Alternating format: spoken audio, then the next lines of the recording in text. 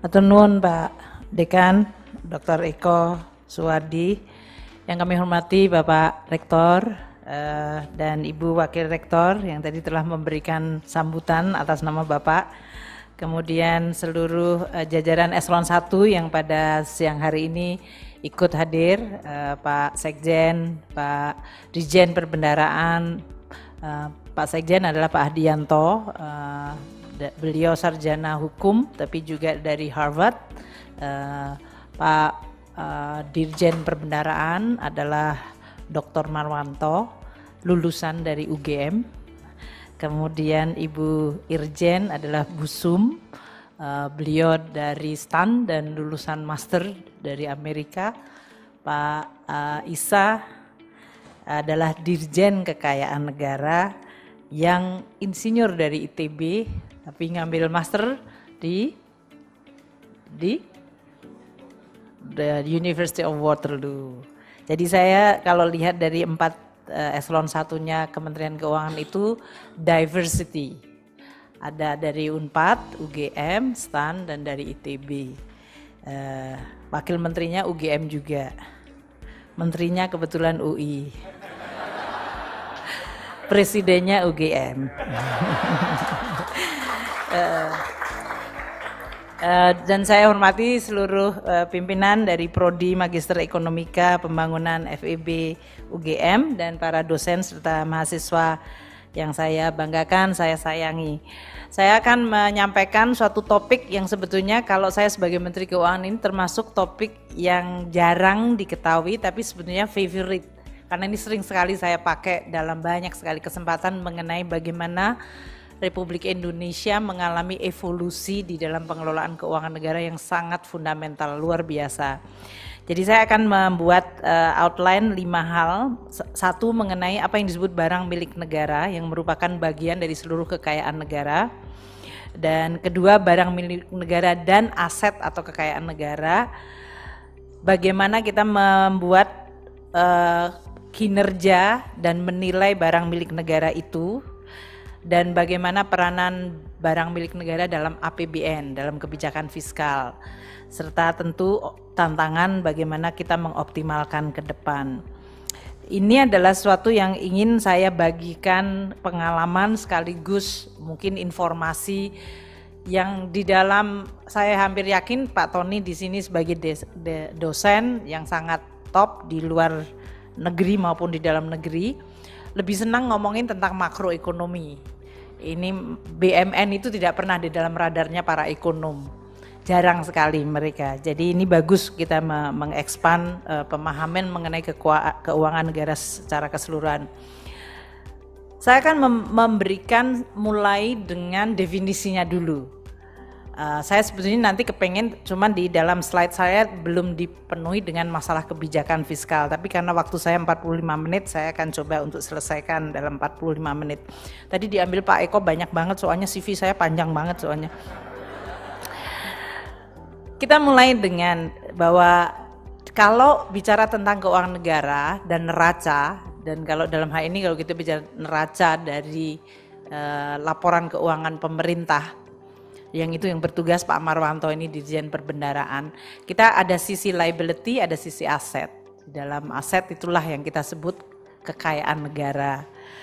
Barang milik negara itu didefinisikan semua barang yang dibeli atau diperoleh atas beban APBN, Anggaran Pendapatan dan Belanja Negara, atau dari perolehan lainnya, umpamanya hibah. Kalau barang yang dibeli dari APBN itu berarti melalui belanja negara. Itu biasanya dalam bentuk belanja barang modal. Kalau kita belanja barang modal, maka hasilnya adalah barang milik negara. Jadi kalau tahun ini kita membangun salah satu kampus, gedung, ini tahun depannya dia dibukukan menjadi barang milik negara. Kalau tahun ini membangun jalan tol, kemarin Pak Jokowi dari Anyer, Panarukan sampai kepada seluruhan Pulau Jawa dan sekarang Sumatera, itu sebenarnya menjadi barang milik negara.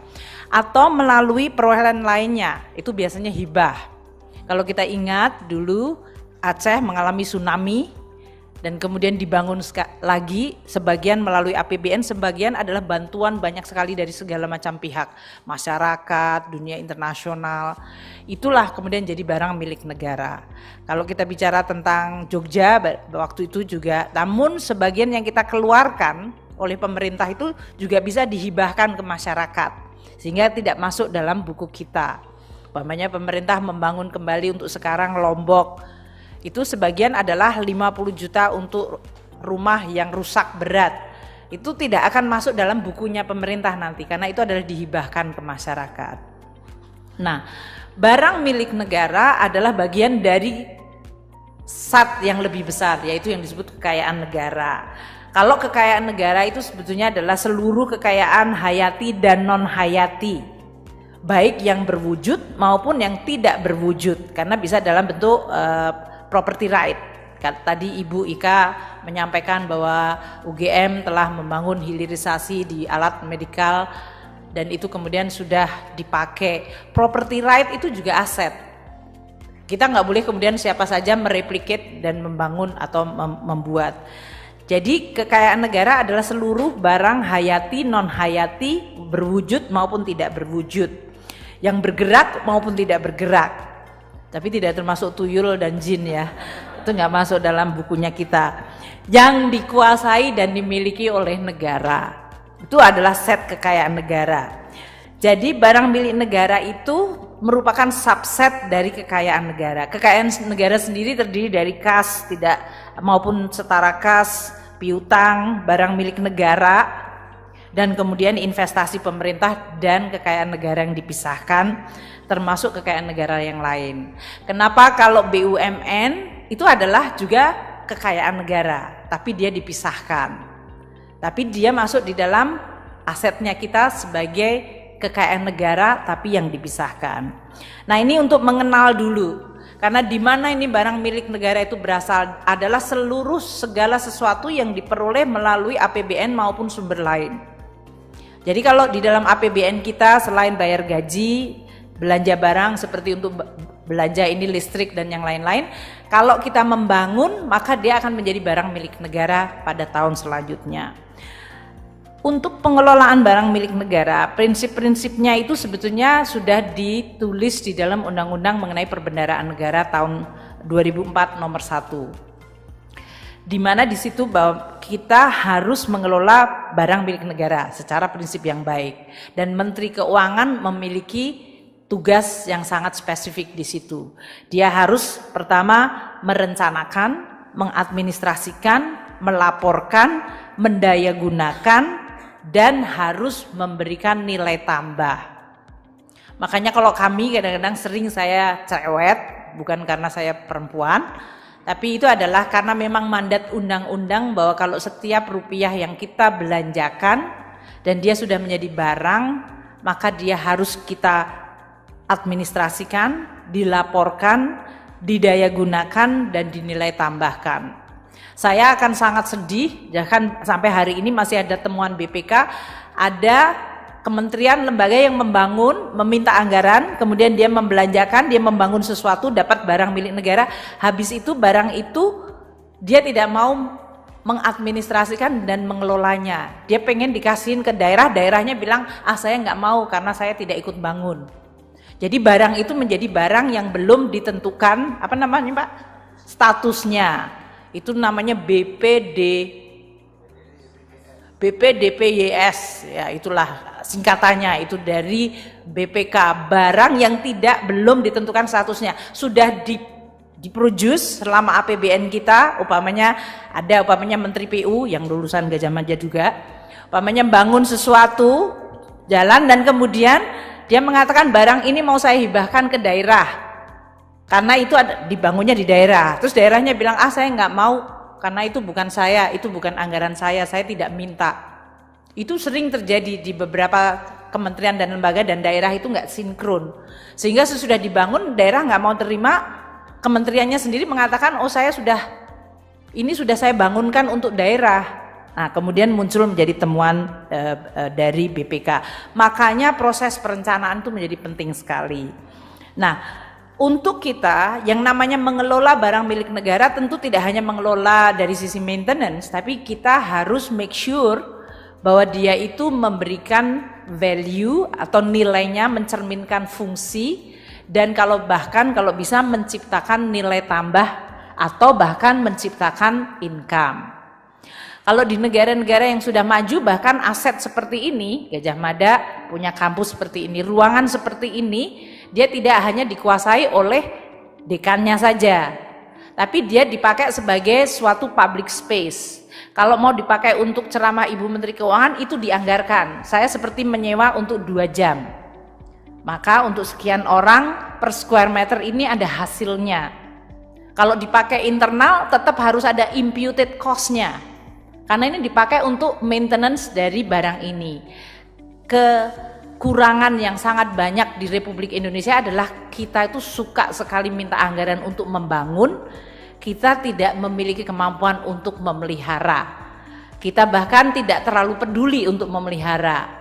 Makanya kalau kita lihat banyak bangunan di Indonesia bagus pada saat gunting pita, hanya dalam beberapa tahun langsung menurun.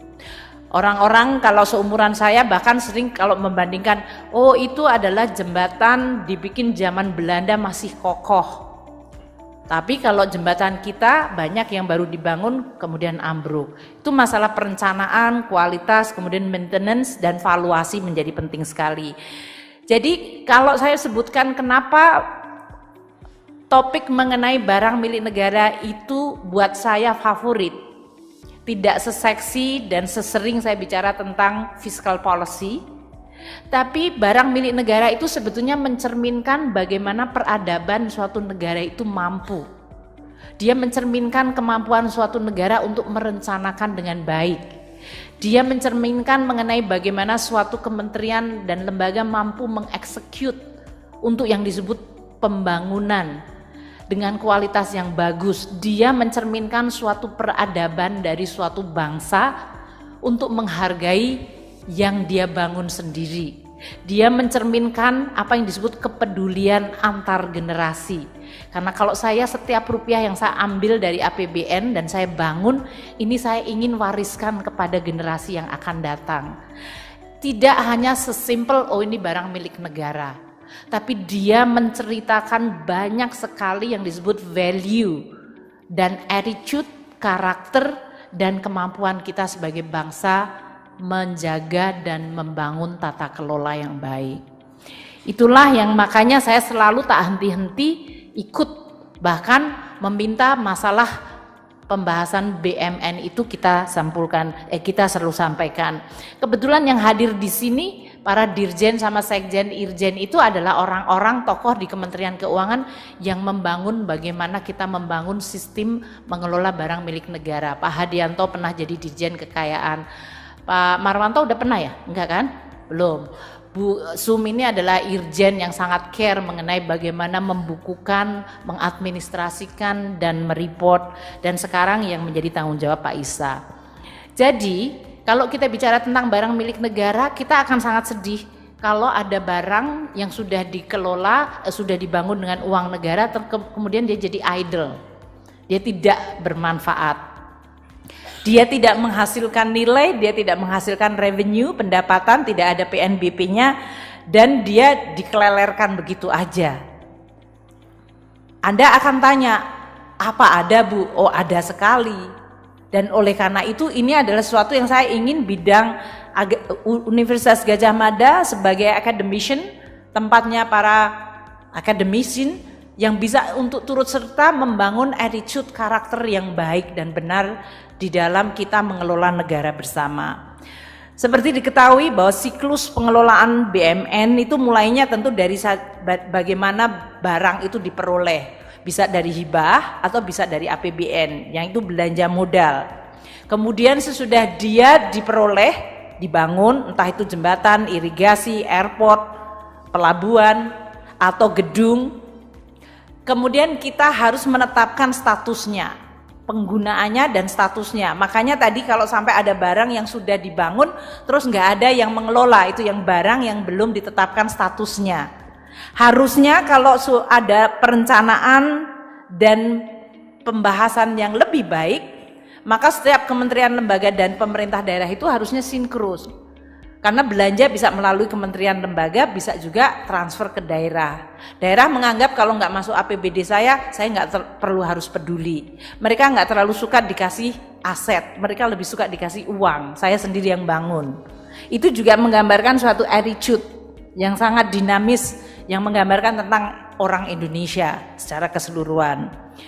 Sesudah dia diperoleh, maka kita harus mengamankan, mengawasi, menata usahakan. Dan kalau dia sudah expire, itu karena umurnya, suatu bangunan umpamanya dibangun harusnya dia 100 tahun. Sesudah 100 tahun maka dia sudah habis nilai bukunya. Maka dia bisa dimusnahkan. Tidak dimusnahkan hilang, tapi kemudian di buku itu sudah 0 nilainya. Dan itulah yang harus kita lakukan, tata bukunya secara baik. Atau kalau suatu barang sesudah kita peroleh, kita pindah tangankan. Bisa melalui suatu sistem pemanfaatan, disewakan, dipinjam pakai, atau BGS, bangun guna serah, BSG, bangun serah guna, KSP, bukan KSP itu apa ya? Kerjasama pemanfaatan, KSP, bukan bukan itu yang presiden tuh, kepala staf presiden itu loh, bukan. KSP ini di sini adalah kerjasama pemanfaatan. Dan kalau infrastruktur juga bisa kerjasama pemanfaatan infrastruktur. Kalau dipindah tangankan itu bisa melalui penjualan, melalui hibah, tukar menukar, atau kita melakukan penanaman modal negara. Kalau dijual belikan ya, kalau ada ruas tanah atau bangunan dijual, selesai, putus, kita mendapatkan pendapatan. Di dalam neraca kita kelihatan aset itu hilang, kita mendapatkan cash. Kalau kita hibahkan, seperti banyak yang terjadi, pemerintah membangun kemudian dihibahkan pada masyarakat, itu banyak yang dalam bentuk bansos. Atau kita tukar menukar, yang sekarang ini sering dipikirkan, umpamanya TNI punya suatu lahan di tengah kota yang sebetulnya sudah nggak terlalu strategis untuk operasi TNI, tapi dia membutuhkan di tempat yang lebih strategis, katakanlah di perbatasan. Dia bisa swap, ini dikasih tukarkan dan kemudian dia mendapatkan tanah di tempat lain, itu bisa tukar guling. Dan kemudian kalau kita PMN kan, umpamanya pemerintah punya seperti saham yang kita miliki di Bukit Asam, Timah, dan juga aneka tambang, kita kemudian hibahkan menjadi sahamnya punyanya Inalum menjadi holding. Itu adalah sesuatu yang kita sudah serahkan, kekayaan negara yang dipisahkan. Jadi bisa dalam bentuk PMN, atau kalau dalam bentuk barang juga bisa. Itu adalah bagaimana apa yang disebut siklus. Tentu di dalam mengelola BMN kita memiliki prinsip-prinsip untuk mengoptimalkan BMN. Digunakan untuk fungsi dan tugas pemerintah seperti aset-aset negara, gedung. Tapi juga kalau dia tidak digunakan, kita harus berpikir ini gedung untuk apa. Sekarang ini yang paling sering saya minta kepada Dirjen Kekayaan Negara adalah saya menanyakan opportunity cost dari barang itu. Kalau dia ada, dia harusnya bisa menghasilkan fungsi atau dia bisa menghasilkan sewa atau income. Banyak biasanya masyarakat lihat ada suatu tanah bagus, lokasinya bagus, terus dipakai untuk ruangan pemerintah yang nilai tambahnya itu nggak ada sama sekali. Saya bilang lokasinya di tempat yang begitu mahal, apakah perlu?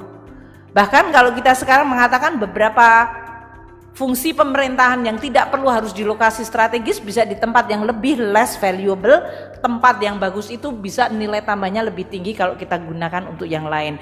Itulah yang disebut asset management secara sangat aktif.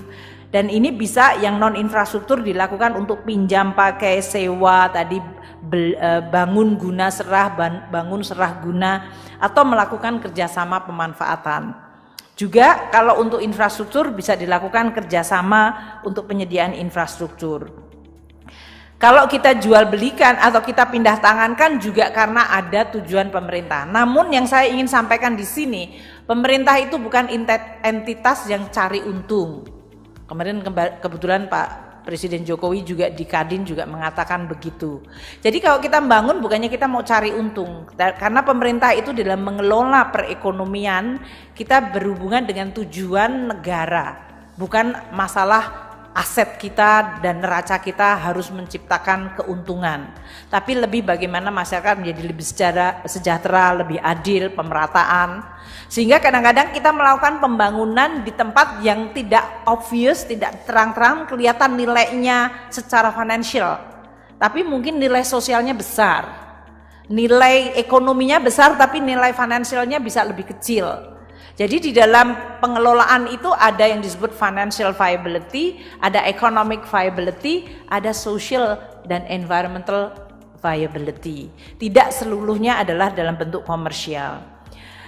Dari total kekayaan negara kita, 38% adalah dalam bentuk barang milik negara. Dan paling besar adalah dalam bentuk tanah. Itu adalah aset negara kita. Namun selama 5 tahun terakhir ini karena pembangunan kita di bidang infrastruktur cukup banyak dan belanja modal kita tingkatkan, waktu itu perubahan dari subsidi BBM waktu Presiden Jokowi tahun 2014 begitu menjadi presiden, keputusan pertama mengubah subsidi yang 300 triliun menjadi belanja modal, kenaikan cukup besar. Dan kita lihat bahwa dari sisi sebelah kanan itu porsi dari barang milik negara yang tadi 38% dari total kekayaan negara, porsi dari peralatan dan mesin serta infrastruktur dalam bentuk jalan, irigasi, dan jaringan-jaringan lainnya itu meningkat. Itu yang gambarnya lebih tinggi. Tapi kalau kita bilang gedung, hampir nggak terlalu banyak berubah karena memang presiden dan wakil presiden waktu itu membuat policy moratorium, tidak boleh ada gedung, membangun gedung. Kalau ada harus untuk infrastruktur rakyat, bukan untuk pemerintah sendiri. Karena kan penyakit birokrasi, kalau mengelola uang sendiri pertama yang dipakai adalah untuk dirinya sendiri. Bangun gedung lebih banyak, office space-nya diperbaiki, bukannya mikirin untuk rakyatnya dulu. Maka Presiden Wapres waktu itu mengatakan moratorium, tidak boleh ada gedung pemerintahan. Makanya itu salah satu yang kenapa setiap kali ada proposal pembangunan gedung termasuk DPR waktu itu kesulitan karena setiap kali tidak dibolehkan. Saat ini tahun 2017 laporan keuangan pemerintah yang terakhir, posisi dari BMN kita nilainya adalah 2.000 triliun, 2034,8 triliun. Apakah ini besar? Relatif. Nilai ini adalah nilai belum direvaluasi. Loh, kenapa Bu direvaluasi? Saya mau tanya sama Pak Eko di sini. Ini tanah di Gajah Mada ini tahun 80-an harganya berapa per square meter? Nggak ada apa-apanya. Tahun ini kalau Anda tanya nilainya mungkin per square meter saya nggak tahu, udah sampai miliar barangkali. Jadi tanahnya tetap sama, lokasinya sama, valuasinya berbeda. Dan inilah yang kenapa kita setiap 10 tahun mencoba untuk mengupdate valuasi dari barang-barang milik negara. Ada gedung yang makin depresiasinya besar sehingga turun, tapi ada tanah yang harganya naik dengan kegiatan ekonomi. Jadi kita akan lihat value dari barang milik negara itu bergerak sesuai dengan nature atau karakter barang itu.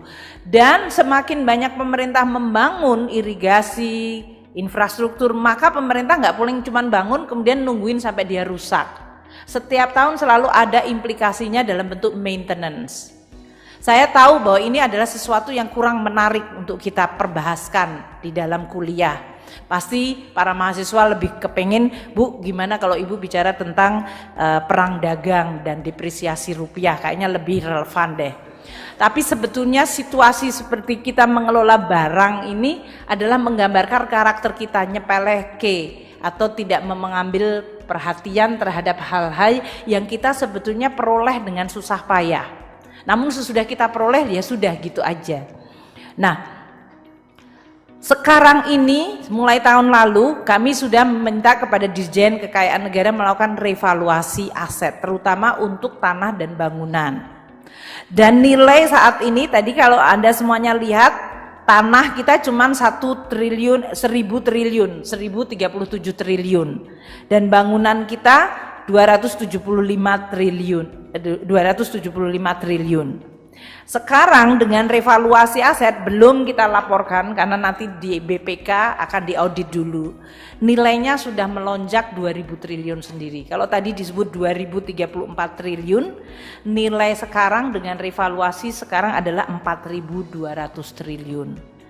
Jadi orang akan melihat aset kita nanti meningkat. Makanya saya tuh sering kalau orang bicarakan juga another issue yang sangat seksi untuk mahasiswa itu masalah utang kan. Anda lebih senang ngomong utang daripada barang. Karena orang ngomongin utangnya dia tidak lihat kayak koin itu kan dua sided, ada dua sisi. Kalau kita bicara tentang utang, kita harusnya bicara tentang kita dapat apa dari utang itu. Dan ini adalah salah satu bentuk kita membahas mengenai apa yang kita peroleh walaupun itu tidak semuanya. Karena ini juga bisa misleading atau menyesatkan. Yaitu orang bicara, oh lihat kita utangnya 4.000 tapi aset kita cuma 4.000. Jadi ini sebetulnya kita nggak cukup hebat-hebat amat. Ada aset yang kita tidak valuasi. Aset apa? Ya ini tadi Pak Dokter Eko, Ibu Doktor, Gajah Mada yang membuat Anda menjadi sarjana, kemudian jadi inovator. Memangnya investasi di bidang sumber daya manusia kita valuasi di aset ini? Nggak ada. Tapi ngabisin banyak duit, banyak banget. Berapa pengeluaran anggaran pendidikan kita? 440 triliun. Berapa untuk infrastruktur? 400 triliun juga. Tapi yang dibukukan menjadi utang dan kemudian yang dibukukan menjadi barang milik negara cuman yang 400 triliun infrastruktur. Yang 440 triliun education nggak dibukukan semua kecuali kalau kita bangun sekolah. Tapi bayar gaji guru, bayar gajinya Pak Rektor, nun sewu Pak Rektor, gajinya para itu kan tidak masuk dalam aset kita dan kemudian menyebabkan Universitas Gajah Mada punya banyak sekali prestasi. Itu adalah aset yang intangible, yang tidak berwujud dan tidak kita masukkan. Dia masuk dalam kekayaan negara tapi kita tidak value dalam bentuk barang milik negara. Saya mohon mahasiswa UGM untuk bisa ikut menjelaskan. Pada saat debat mengenai utang, jangan biarkan mereka hanya bicara tentang utang. Bicarakan sisi aset satunya lagi, dan sisi asetnya tidak hanya BMN tapi yang intangible. Saya bukan mau mendefense, tapi saya ingin negara kita itu menjadi negara yang mampu bicara secara penuh. Sehingga kita tidak melihat hanya satu sisi dan terseret kepada satu ekstrim tanpa melihat konteks. Karena kita sebagai intelektual, tugas kita semua adalah membawa Indonesia menjadi lebih baik. Lebih baik itu artinya kita mengeduket dan menempatkan isu di dalam konteks yang benar. Perdebatan mengenai perlu utang atau enggak utang, defisit harus sekian, itu boleh dan harus. Namun jangan dibuat hanya satu sisi. Karena perdebatan harus betul-betul sesuai dengan kebutuhan kita sebagai negara. Negara yang demografinya muda, negara yang infrastruktur gapnya tinggi, negara yang butuh untuk education dan health. Kalau kita mengeluarkan uang untuk belanja kesehatan 110 triliun, itu nggak keluar dalam bentuk barang milik negara. Bentuknya adalah dalam bentuk anak-anak yang dapat imunisasi. Bentuknya adalah dalam masyarakat yang bisa menikmati BPJS, walaupun sekarang mereka mengatakan, Bu, itu belum dibayar. Tapi itu adalah result, itu adalah aset yang harus kita recognize. Nah, dalam konteks ini, tren kita yang merupakan part of the story, bagian dari cerita penuh ini, adalah belanja modal tadi yang bisa kemudian kalau kita belanja harusnya besok jadi pembukuannya barang milik negara. Kita lihat dalam hampir sekitar 15 tahun terakhir dan kita lihat belanja modal kita meningkat terus. Itu adalah 2005 sampai 2010, Menteri Keuangannya Sri Mulyani waktu itu.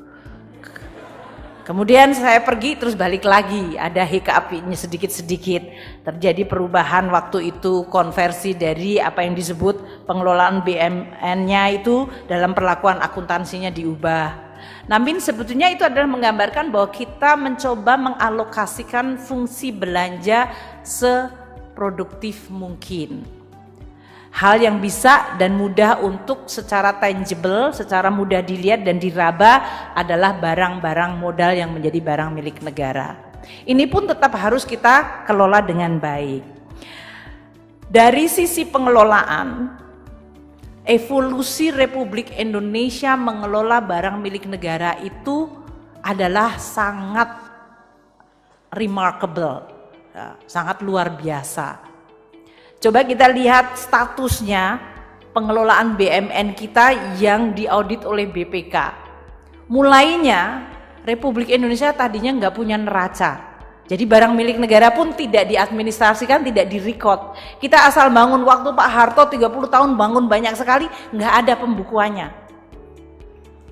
Jadi waktu kemudian terjadi krisis, kemudian kita punya undang-undang keuangan negara dan perbendaharaan negara, kita baru mulai membangun neraca keuangan.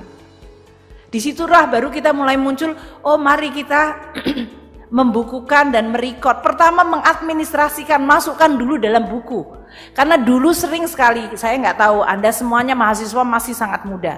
Kalau zaman kami sebagai baby boomer, saya sering sekali ada universitas bangun perumahan dosen.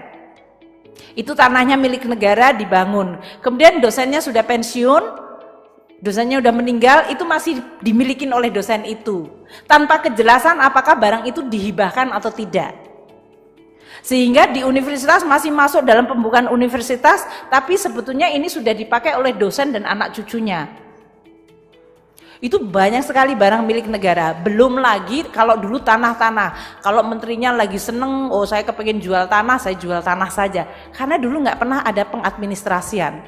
Sehingga banyak sekali Republik itu kehilangan cukup banyak aset-aset strategis. Salah satu contoh yang barangkali Anda semua lihat adalah Kompleks Senayan Gelora Bung Karno.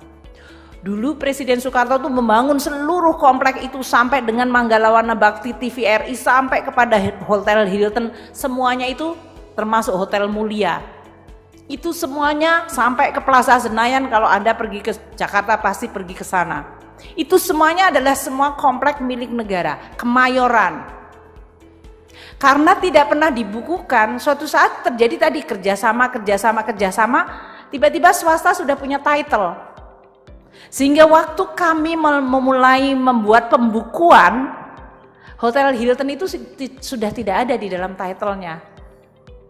Kita hilang. Yang sekarang jadi Hotel Sultan. Hotel Mulia itu kita harus fight banyak sekali untuk bisa bahwa title-nya tetap punya pemerintah, tapi kerjasamanya boleh swasta. We are losing quite a lot of significant position, lokasi, hanya karena dulu Republik ini nggak punya buku, nggak punya neraca. Jadi anda semuanya yang masih baru-baru ini ya, masih muda-muda sekali. This is what I call it revolusinya Indonesia. Tidak dengan mungkin berdarah-darah, tapi perubahan fundamental waktu Republik pertama kali membuat neraca adalah merupakan demarkasi penanda bahwa Republik zaman, kalau orang Indonesia bilang jahiliyah, zaman sebelum itu diatur dan sekarang Republik sekarang sudah diatur. Apakah gampang? Sangat tidak gampang. Dan saya adalah Menteri Keuangan yang pertama kali, Pak Hadianto, waktu itu Busum, membangun neraca. Dan kita antara hatinya bergetar, jiwa kita itu berdenyut, bangga banget neraca kita bangun. Terus dapatnya disclaimer dari BPK, it's okay, tapi at least we try. Kita bangun dulu, kita kumpulkan. Pak Hadianto adalah Dirjen Kekayaan Negara pertama ya Pak ya. Waktu pertama kali kami membangun yang disebut Direktorat Jenderal Kekayaan Negara, beliau menjadi dirjennya. Pertama kali melakukan apa yang disebut pembukuan semua aset barang milik negara. Wah, ceritanya seru banget. Seru banget. Itu kalau dibikin cerita kayak apa Wiro Sableng 212 itu bisa panjang. Panjang banget. Ada di Kementerian Keuangan saja kita lihat, wih, ternyata kita nggak punya title. Istana negara kita yang Bapak Presiden Jokowi berkantor itu nggak ada titlenya. Nanti kalau tiba-tiba cucunya Dendels datang bilang ini punya saya, bisa. Itu real story. Itu real story. Ya, jangan lupa Kementerian Keuangan depan itu adalah gedung Dendels dia. Itu gedung yang dibuat untuk sebagai, sebetulnya waktu itu adalah headquarternya VOC kan. Sebelumnya VOC kemudian diambil alih sama pemerintah Belanda. Jadi kalau kita tidak punya title, it could be banyak sekali lokasi maupun bangunan itu bisa diambil alih. Jadi waktu heroik kita melakukan tahun 2000 berapa Pak Hadianto? 2006, 2007. The whole effort kita lakukan untuk membangun barang milik negara. Dan tentu saja kita disclaimer. Karena masih banyak ada yang cuma ditaruh aja, pokoknya masuk neraca dulu supaya nggak hilang. Kemudian kalau ke TNI Polri, mereka TNI bilang, wah jangan dibukukan, ini rahasia, ini semua persenjataan kita. Tapi ada helikopter yang sudah nggak dipakai, yang harusnya dimusnahkan, ya tidak dimusnahkan, pokoknya itu rahasia. Jadi untuk membangun kepercayaan semuanya, termasuk waktu itu hampir semua kementerian lembaga punya barang-barang milik negara yang dikerjasamakan dengan swasta, menghasilkan penerimaan terus masuk duit pejabatnya, nggak masuk dalam laporan keuangan. Jadi teman-teman mahasiswa di sini ya, 2006, 2007 ke 2018 sekarang, it is only 10 or 12 years. Waktu saya jadi Menteri Keuangan yang pertama, within this 12 years sebetulnya this republic has an revolusi yang sangat luar biasa besar di dalam pengelolaan barang milik negara. Dan itu bertahap. Waktu itu setiap kementerian negara sampai kita kulon nuwun datengin bilang, Mbak kita harus lakukan. Bayangkan dulu jalan kita nggak pernah inventorize, kita nggak pernah tahu kita udah bangun berapa jembatan, kita nggak tahu berapa sekolah kita bangun, universitas pun kita nggak tahu. Ada universitas kompleksnya sudah nggak tahu digrogotin sama entah siapa, tiba-tiba hilang, colak sini, coek sini. Itu terjadi. Maka kalau sekarang kita ini sudah WTP, kelihatannya gambar tangganya indah itu ya, merah kuning hijau, saya nggak tahu merah kuning hijau di langit yang biru, mestinya gitu.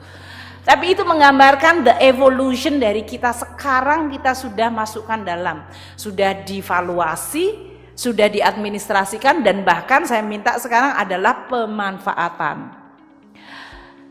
Kalau saya sering mengatakan pada Dirjen Kekayaan Negara seperti ini, saya pernah tinggal di Amerika cukup lama. Terus saya lihat ini orang kalau di negara maju tuh seperti apa sih? Kayaknya makan paginya sama, kita makan pagi, sekolah juga sama, nggak lebih pinter dari kita, negaranya sama aja. Kenapa kok dia bisa disebut negara maju dan kita negara berkembang? Kalau saya perhatiin sistemnya adalah mereka tuh asetnya kerja keras, orangnya kerja biasa-biasa aja. Kalau di Republik kita orang kerja keras banget, asetnya tidur-tidur aja. So that is the difference. The economic system membuat mereka make sure bahwa semua aset have to work extremely hard. Nggak ada uang nganggur, nggak ada space nganggur, nggak ada barang nganggur, nggak ada capital nganggur. They work very hard sehingga orangnya bisa kerja biasa aja dan kemudian dia bisa take vacation. Kalau di Republik kita nggak pernah vacation, kerja terus asetnya tidur. Ada suatu kompleks yang bagus didiemin aja 20 tahun, tanahnya bagus banget didiemin, nggak ada yang berani nyentuh. Karena apa ya? Karena milik negara. Negaranya ngapain? Negaranya tidur, orangnya kerja keras. That is what is make us a lot of different. Makanya saya sekarang tuh selalu gelisah. Saya bilang sama Pak Isa, saya nggak peduli dan saya nggak kepengen lihat ada barang negara secuil apapun yang dia itu waste, idle, sia-sia, tidur, malas. Aset kita harus dibuat kerja keras. Makanya sekarang kita pilah-pilah mana yang dipakai untuk fungsi pemerintahan, mana yang kita lihat, oh kita udah punya. Jadi kalau ada kementerian lembaga bilang saya butuh office space, saya minta anggaran pada Menteri Keuangan untuk bangun office. Why you have to build office? Ini masih ada space lain yang masih kosong. Oh enggak, tapi itu kan sebagian miliknya kementerian lain. Kenapa? Memangnya kalau combine satu gedung miliknya dua menteri nggak bisa kerjasama? Karena semua kementerian biasanya kepengen punya gedung sendiri, pengen nama sendiri, punya space sendiri. Jadi kita harus make sure bahwa sekarang menciptakan disiplin di dalam pemanfaatan aset, pertanyaan apakah perlu? Kalaupun ya kami perlu, apakah harus baru? Oh nggak perlu baru, kalau begitu apakah harus di situ? Jadi banyak pertanyaan yang menyebabkan kita harus membuat indikator sehingga belanja modal itu makin efisien, belanja pemeliharaannya juga makin baik, dan juga kalau bisa aset itu tadi bekerja menghasilkan penerimaan negara bukan pajak, dan juga bahkan kita menggunakan aset itu sebagai underlying aset untuk penerbitan surat utang negara dalam bentuk sukuk, karena sukuk itu membutuhkan. Kalau kita lihat kontribusi BMN bagi penerimaan negara kita itu masih very tiny. Coba kita lihat dari tadi 4.000 triliun barang milik negara itu cuma menghasilkan pendapatan 2 triliun, ya kan? Tapi ini sebetulnya underestimating, karena banyak barang-barang milik negara yang dipakai oleh pemerintah itu tidak di-impute value-nya.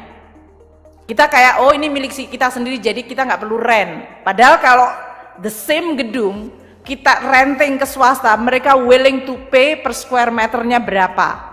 Itu konsep untuk mengatakan bahwa setiap space sebetulnya ada harganya. Itu adalah salah satu lompatan revolusi di dalam konsep mengelola BMN. Dan kami sekarang ingin terus-menerus menciptakan ekstrimnya ya. Saya ingin memberikan contoh. Waktu saya kerja di Bank Dunia, headquarternya Bank Dunia itu di tengah-tengah jantung kota, hanya 1 blok dari White House. Itu semua space di dalam gedung itu dianggap bukan miliknya siapa-siapa, tapi dikelola oleh kayak DJKN-nya, Dirjen Kekayaan Negara, yang disebut treasurer-nya. Jadi kalau ada unit membutuhkan space, dia akan ditanya, ini unit ini kerjanya ngapain? Dia punya budget enggak? Dia punya nilai tambah yang kemudian menjustify dia menggunakan space yang sangat penting ini enggak? Bahkan semua ruang rapat nggak ada yang disebut ruang rapatnya kecuali ruang rapat presiden. Tapi semua ruang rapat adalah ruang rapat bersama. Jadi untuk meregister hari ini saya mau rapat jam berapa, kita harus register kepada the whole system.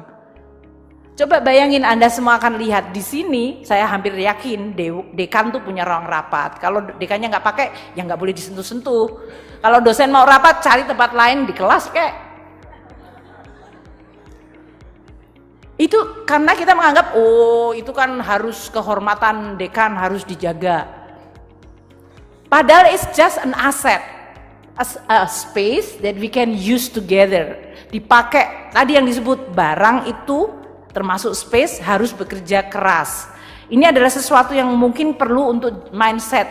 Kalau Gajah Mada akan menjadi universitas pertama yang mengelola aset negara secara bagus, saya yakin akan menjadi salah satu benchmarker yang awal. Saya tantang sih sama Pak Rektor, sama Pak Dekan, coba kita lihat. Karena